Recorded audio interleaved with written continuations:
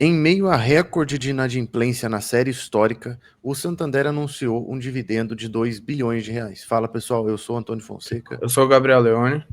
nós somos da LFX Capital e hoje a gente vai trazer para vocês ali uma notícia de um dividendo do Santander que saiu recentemente. Também vamos falar um pouquinho ali sobre cada banco e essa inadimplência, né, Gabriel, que está complicando ali o setor bancário. Exatamente. Vamos conversar também um pouquinho sobre o Nubank, Banco Inter, que são bancos um pouco diferentes, com público-alvo totalmente distinto dos bancões, né? E vamos lá, Antônio. Vou passar ali por Isso aí. isso aí. Aqui. Bom, primeiro a gente vai trazer Aqui, para vocês. Pode ir, Gabriel, por favor. aqui a gente tem a inadimplência de setembro, que bate recorde, né, nas famílias. Então, a pesquisa mostra que 13% das famílias afirmaram não ter condições de pagar suas contas em atraso. Sem contar ali diversos que a gente já fez, né, do Banco do Brasil, do agro. Aqui a gente não está falando de agro, está falando de setor específico. Aqui a gente está falando das famílias como um todo. Então, aqui é o que a gente sempre fala, pessoal. Os juros a 15% começa a bater na economia agora. Não é o Banco Central sobe, o Banco Central pode jogar os juros agora a 8. Não vai adiantar nada. O juro vai continuar com os efeitos do juro a 15, tá? No curto prazo. Então, ali, ó, as famílias vão permanecer inadimplentes e é isso que está fazendo as ações dos bancos caírem, né? A gente vê que os Exato. bancos estão caindo devagar, devagar, e o Banco do Brasil segue aos R$ 20, coisa bizarra, né? Até muita gente ali, os defensores do Banco do Brasil, agora já estão mudando de opinião e estão falando que o Banco do Brasil é 18, né? Então, mostra que parece que eles não estudam nada e ficam chutando o número.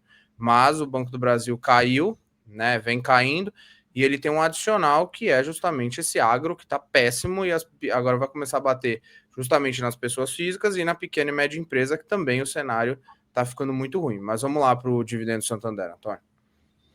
Pessoal, a gente está trazendo aqui o comunicado do banco, falando que vai pagar aqui juros sobre capital próprio, num montante de De 2 ações. Vamos bi. falar das units, tá? Que são as 11, 53 centavos bruto, 45 centavos líquido. Isso aqui dá 1,9 mais ou menos sobre a última cotação, só que bruto, né? Então você tem que ainda tirar os 15% de imposto de renda. Exato. Então o Santander está negociando ali, ele está pagando um yield ali de 6 a 8%. Então ali é um bom dividendo. Mas vamos tocar ali para frente, Vitório. É isso Aqui aí. a gente Agora a vai gente queria. comentar. Vai lá. Vai lá, vai lá. Não vamos trazer um Né? resumo geral aqui sobre os principais bancos do país, falar um pouquinho sobre as características de cada um deles, né? E até o porquê que a gente acaba ficando de fora ali do Santander hoje. A gente acredita que está bem precificado e não tem não tem trigger ali para ser uma ação que vai dar grandes alegrias para os investidores, né? Exatamente. Vamos começar ali pelo Banco do Brasil. A gente vai falar aqui bem rápido, porque a gente já fez outros vídeos. Então, é o banco mais voltado para o agro, tem uma carteira de crédito ali de mais ou menos 400 bi diretamente nisso. Eles são obrigados a emprestar justamente porque o governo federal usa ele para fazer crédito subsidiado, então tem o plano safra e tudo mais. Mas o setor, as commodities, tanto soja quanto milho, estão na vala, estão muito ruim, e o setor vem sofrendo bastante. O agricultor está bem inadimplente, né? Então o Banco do Brasil tem feito grandes provisões, vai continuar fazendo. O resultado desse terceiro tri vai ser péssimo, pior que o segundo tri. Então é por isso que a gente não entende como que as ações ainda estão R$ 20, sendo que o mercado precifica futuro. Então, muita gente aí E tem falando. muita gente que está apenas torcendo, né? Nossa, eu Exatamente. tô rezando para que dê tudo É, certo, o que o Banco povo. do Brasil vai crescer. Então, pessoal, toma muito cuidado, porque Exato. quando você olha o cenário macroeconômico ali para o Banco do Brasil, num curto prazo, é muito complicado. E a gente tem pessoas que estão comprando só porque caiu 20%, né? Caiu 25% da máxima histórica, então eu vou comprar. Não é bem É, assim. os argumentos são que o já caiu o suficiente de 29 para 22. Agora tá 20 e você não vê ninguém, todo mundo se esconde, né? Vamos passar para os próximos. Então a gente tem ali o Itaú, né? Que é o banco. Por que o Itaú é o Itaú, né? O Itaú não é só por causa da tecnologia e que eles são sempre à frente. O Itaú, ele é o Itaú porque o cliente alta renda aqui não é 1 milhão, pessoal. É o cliente alta renda mesmo, é o cliente private, é o cara que tem 100 milhões, o empresário, o que tem 1 bilhão, tudo. Eles estão todos no Itaú. é muito difícil você pegar um cliente gigante, altíssima renda, com assim o JBS e tudo mais, sem estar com o montante dele sem ser Banco Itaú. Então, o Itaú acaba sofrendo menos volatilidade nos Estados justamente por causa disso. Então, ele emite ali um CDB, ele tem menos vol, ele tem esse grande E público, seleciona muito tanto bem o crédito, né? exatamente. E tanto é que tanto o Bradesco quanto o Santander têm tentado atacar essa área de private e não tem conseguido êxito, justamente porque o Itaú consegue segurar esses clientes e E é, consegue reter muito recurso, né? e é muito difícil, né, Gabriel? Imagina uma pessoa que tem um valor de 50, 100 milhões na conta, ele vai mudar de banco, ele já tem um relacionamento, às vezes, de muitos anos ali, é muito difícil ele mudar de banco. E até, às vezes, eu faço até uma brincadeira, o Itaú, ele sempre é conhecido como banco de rico, né? Mas por que que ele é conhecido como banco de rico? É que o pobre vai lá e não consegue crédito. Diferente dele É, abrir uma continha ali no Nubank, em outros banquinhos ali, Nubank é um banco enorme, tá? Mas ele abre uma conta ali em outros bancos e consegue um cartão de crédito. No Itaú, você não consegue. A pessoa que é muito pequena não consegue, e aí ele acaba ficando com essa fama de rico, né? Mas na verdade é só porque ele seleciona muito bem para quem ele vai dar o crédito. E aqui é legal de pontuar, né, Antônio, que é muito engraçado de ver que os outros bancos estão crescendo carteira de crédito. O Itaú reduziu o crescimento da carteira de crédito e é por isso que ele vem falando, até o Maluli ali no Itaú Zadei falou dividendos extraordinários. Por quê? Porque o Itaú não está encontrando retorno alto dando mais crédito hoje. Como o cenário está muito turbulento, é melhor ele pagar dividendo e reter o crédito do que criar um problema para o futuro, assim como foi agora, já vamos passar para o Bradesco. O Bradesco lá no passado deu crédito errado, fez um monte de cagada e agora ele está conseguindo reverter. Porque acontece, gente, você dá um crédito errado uma vez, não é igual um outro tipo de empresa que do dia para a noite você retorna esse recurso, empresta de novo e o resultado ficou ótimo de novo. Não é assim que funciona. A gente tem aqui o que? Eu dou um crédito errado, eu preciso esperar 2, 3 anos, que é a média. Esse recurso retorna para mim e depois eu faço um novo empréstimo a taxas maiores, né? É Então, tipo, se eu pode falar. puder fazer uma provocação, eu penso assim, a gente até falou sobre a Kepler, né? Imagina, o resultado tá vindo ruim, ruim, ruim, ruim, e aí eles fazem uma venda de R$ 1 bilhão, o resultado vem maravilhoso nos próximos. Então o banco ele tem uma dinâmica muito diferente, e até lembrar o pessoal, o Bradesco fez mais ou menos o que está acontecendo ali no Banco do Brasil, né? Emprestou errado, a carteira de crédito deu problema, e olha quanto tempo demorou, né? Quer dizer, quem comprou Bradesco ali no primeiro resultado ruim, até hoje tá amargando, né? Quem ganhou dinheiro em Bradesco foi que comprou agora há pouco, entendeu? É o cara que conseguiu ali surfar essa virada do ciclo, né? E aí que a gente até vamos trazer de novo o Banco do Brasil, que é o seguinte, gente, resultado de banco piora um trimestre, não melhora no próximo. Esquece o assunto, esse negócio que o Banco do Brasil vai dar 3 bilhões de lucro agora e que vai dar 6 no final do ano. Para com isso, com as mesmas margens e tudo mais, isso daí não existe. É só a gente pensar um pouquinho. O banco é um transatlântico, ele não muda da noite para o dia. Então, o resultado do banco é como se o banco ele tivesse uma perda gigantesca e agora ele vai começar a reconquistar o mercado dele, tá? Então não existe esse negócio de banco dar um lucro agora e triplicar o lucro no final do ano e entregar o guidance só porque o CEO quer, com a mesma margem, com tudo temperatura constante. Então não adianta nada. A margem despenca e o lucro sobe igual um louco. Aí qualquer um faz, né? Você manda o contador fazer. Mas a gente está trazendo com um ROI saudável e tudo mais. Mas já vamos voltar de novo para o Bradesco, que é o seguinte: aqui a gente vê um potencial legal, que vamos lá. O Bradesco hoje ele é dono de uma das maiores seguradoras do país, então ele é muito forte no seguro-saúde, né? Então ele tem até participações no Odontoprev, participação no Fleury e tudo mais. O que a gente vê? Na medida que a ação do Bradesco continue subindo, agora ela deu uma caída, justamente por essas ali inadimplência, o Trump brigou com o chinês e tudo mais, mas o Bradesco chegando ali 20, R$ 25, que é o que a gente julga ali, que é factível, aqui não é uma recomendação de compra e venda, o Bradesco pode vir a fazer, já foi cogitado, ele pode vir a fazer a cisão do negócio de seguros. Então, como se fosse o Banco do Brasil, o BB Seguridade. Então, o acionista que já é do Bradesco hoje, ele vai ganhar uma ação numa proporção de X da Bradesco Seguros, ou Seguros Bradesco, aí o nome não interessa. Então, o que acontece? As ações do Bradesco que estava a 20, ela pode chegar a custar 50. Por quê? Porque o mercado hoje paga no Bradesco mais ou menos, o Bradesco, vamos falar que ele dá 6 vezes, ele tá 6 bi, dá 36, né? 36, vamos falar que ele tá 5 vezes lucro, que é os 150 bi ali, mais ou menos, que ele tá pagando, que é conta de padeiro, tá?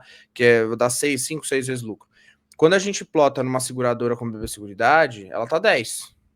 Então, como que a seguradora está sendo tradeada a 5 vezes lucro, sendo que ela trade a 10 a mercado? Então, o cara está fazendo essa conta. Se eu fazer um spin-off da seguradora, quanto vale o banco, quanto vale a seguradora? A ação vai para R$ 50, um exemplo. Então, isso é um negócio que a gente acha muito factível o Bradesco fazer. Agora, até não sei se é esse ano ou ano que vem, mas já foi levado a conselho, eles já cogitaram isso, e eles vendo o BB Seguridade entregando o que entrega e o preço que está no múltiplo, a gente até acha o BB Seguridade barato, o Bradesco pode vir a cogitar fazer esse spin-off da seguradora, né, Antônio? Exato, e até puxando, pessoal, a gente acha interessante pensar os bancos assim, fazendo um resumo. O Banco do Brasil é um banco forte no agro. Quando o agro vai bem, ótimo, quando vai mal, tem ali um problema. O Itaú é um banco forte na alta renda. O Bradesco é um banco forte nos seguros. E o Santander, por que que a gente não gosta tanto dele? Ele fica meio ali, vou fazer pessoa física, vou fazer cartão de crédito, empréstimo para financiamento veicular, eles até são donos ali da Web Motors, mas é um banco que fica muito sem sal e sem açúcar, né? É o nem, né? Ele não É isso aí. tem. É o típico do banco que não tem o diferencial, né? Que é o que a gente sempre quer num negócio. Qual que é o diferencial disso aqui? Ah, se o diferencial tá bom ou tá ruim, é outros 500, mas a É gente outra precisa de um história. diferencial. Então, o Bradesco, por que o Bradesco tá entregando isso? Se a gente pegar o resultado do banco em si, ele não tá mil É muito maravilhas. pouco. O banco tá melhorando. Só que quando eu pego o resultado da seguradora, tá uma porrada. Então, é isso que dá ali o flat no negócio, né? Então, vamos ter cautela aí, quem está comprando o Banco do Brasil, vamos estudar bastante, não fica seguindo influencer, não, que tem gente aí que não sabe nem o que está falando, ele olha gráficozinho e vê que o negócio caiu, ele vai lá e compra, né? É igual o que o povo tá fazendo agora em Raizen, tá 80 centavos, eu vou lá e compro, eu pego meu dinheiro suado e jogo no fogo. Era melhor fazer um Pix pra gente, né, Antônio? Brincando aqui, É melhor, mas manda um Pix vamos... aí, depois a gente devolve metade, ainda vai ter perdido menos que na raiz. Da raiz, Mas exatamente. é Mas isso aí. vamos falar agora do roxinho, né? Aqui, Tem eu vou esse. até passar para o Antônio, mas só antes, aqui a gente colocou uma foto do Nubank, mas a gente vai conversar de todos os bancos de fintech, tá? É Nubank, aqui engloba tudo. Banco Inter, PicPay, qual mais aí, Antônio? Vai. C6, Esses aí, vai, com PagBank, você. Willbank, são muitos bancos, pessoal, que tudo bem, ali na bolsa talvez você consiga investir no Nubank, No Inter. no Inter, etc. Mas por que que a gente, apesar dessas, você pode ter ali um Inter, que também é uma conversa à parte, pode ser que esteja barato, mas o que que é o problema desses bancos? É o principal risco quando a gente tem que pensar. E a gente sempre traz aqui nos vídeos que a gente faz o risco das empresas. Porque não existe empresa sem risco, não existe investir na bolsa sem risco. E pessoal, o que que a gente entende aqui como principal risco desses bancos novos é o seguinte: lembra quando a gente falou do Itaú, que ele tem os grandes fortunas estão ali dentro? Esse cara, ele pode sair dali para um Banco do Brasil?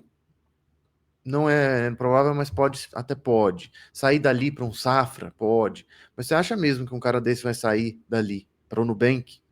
Um aplicativo que não tem ali não tem uma agência, às vezes não tem um financiamento imobiliário, não tem muitas coisas que precisa dentro de um banco.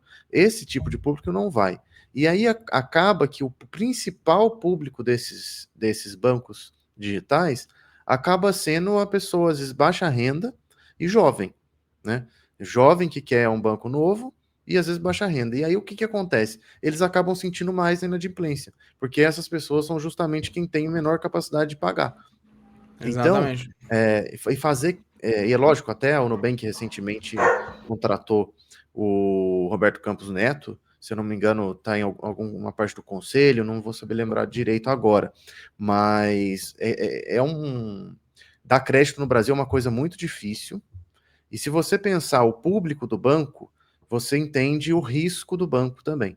E é isso que a gente entende ali que o Nubank, mesmo tendo todos esses riscos, ele está negociando a não sei quantas vezes lucro, né? Mas acaba que a gente tem que colocar isso no preço também, porque se não falha a memória, tá a maior inadimplência ali do setor, né? Não, exatamente. E sem contar, aqui até vou fazer uma pergunta para o nosso público. Alguém aí que tem 1 milhão ou algum empresário grande deixa dinheiro grande, se não for o dinheirinho ali para ele pagar o Dia almoço, a pagar dia. uma conta no Nubank? Alguém acredita nisso? Ninguém acredita nisso. No Banco Inter, alguém tem 1 milhão no Banco Inter? Não existe isso. Então, a grande questão é essa. Eles são um banco fintech, não tem confiança, e sem contar que, vamos falar o que é a realidade, na hora que o Nubank começar a cobrar, assim como os outros bancos cobram, eu quero entender até que ponto que eu, Gabriel, não consegui, pode ser uma falha minha, pode ser uma falha do Antônio, pode ser alguém tentar explicar pra gente, é o seguinte, será que esse público de classe C, D, E vai conseguir, ele não vai trocar de banco? Ou achar um banco que o Nubank é roxinho, achar um amarelinho e ele não vai migrar? Então é esse aqui a nossa discussão. E é um banco ali que, tudo bem, o retorno dele é alto, ele tem entregue bons fundamentos, só que você paga nele todo o crescimento futuro e o risco ali é o seguinte, se ele entregar um pouquinho menos, você está no prejuízo.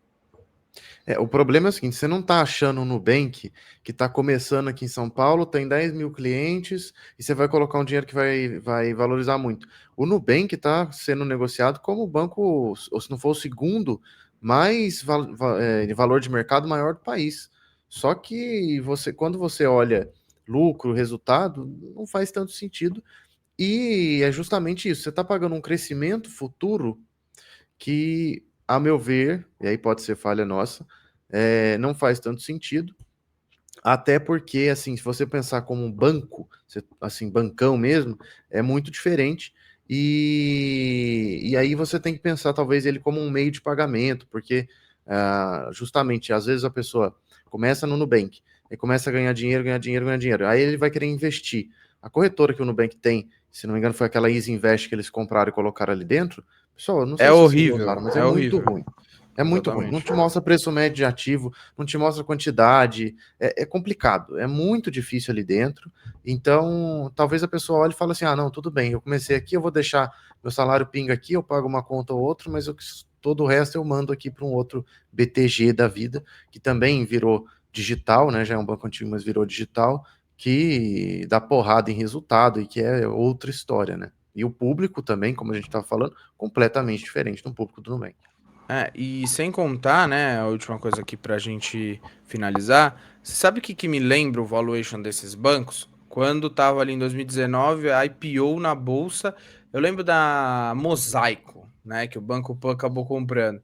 Não, o negócio saiu, cresceu 200% no dia seguinte, que o lucro vai quadruplicar, que você pode comprar, que tá 80 vezes, não sei o quê. Eu sei que a ação despencou e um monte de gente chorou, né? Então você pagar futuro é muito complicado.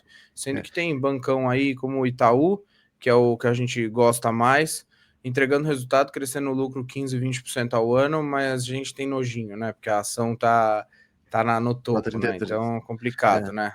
Eu queria só puxar, então, para a gente finalizar também o vídeo, a reflexão que a gente sempre traz, pessoal, na bolsa, qualquer coisa que você quiser ganhar dinheiro, você tem que comprar barato. Aí tudo bem, você tem a perspectiva de futuro, etc., mas você tem que comprar barato. Você não pode pagar caro torcendo para que fique mais caro. E aí é o nosso pensamento. E eu queria que vocês deixassem aqui nos comentários se vocês concordam, discordam na nossa visão em relação ao setor bancário. E não se esqueçam que toda terça-feira, live antibesta, às 18 horas, toda terça-feira aqui no canal. Então, para isso, já se inscreva aqui embaixo, deixa o like e coloque o sininho das notificações para não perder nenhum vídeo, beleza? Tchau, pessoal. Obrigado.